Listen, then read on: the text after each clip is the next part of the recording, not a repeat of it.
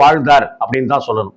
கமலஹாசன் பார்வையற்றவராக நடித்த அந்த ராஜ பார்வை அப்படிங்கிற திரைப்படமாக இருக்கட்டும், என்னுடைய குருநாதருடைய சரிதத்தை நான் படமாக எடுக்க வேண்டும்னு ஆசைப்பட்டு கவிதாலயா பேனர்ல ரஜினிகாந்த் அவர்கள் ராகவேந்திரர் அப்படின்னு ஒரு படம் எடுத்ததாக இருக்கட்டும்னு சொல்லிக்கிட்டே போகலாம். தன்னுடைய மேனேஜர் ராமநாதனுடைய தயாரிப்புல சத்யராஜ் அவர்கள் நடித்த வாத்தியார் வீட்டை பிள்ளையும் அப்படிதான் அவருடைய 100வது படமாக அமைந்தது.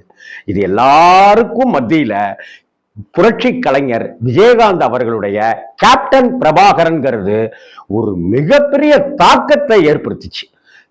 நானும் திருச்சியில ஸ்டார் தியேட்டர்ல அந்த படத்துக்கு டிக்கெட்டு கிடைக்காம 6 தடவை 7 தடவைலாம் நான் வெளியில வந்து படம் டிக்கெட் கிடைக்காம நான் போயிருக்கேன்.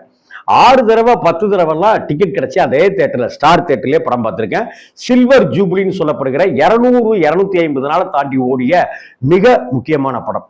அந்த படம் ஆர்கே செல்வமணிக்கு ஒரு அடையாளத்தை தந்த படம்.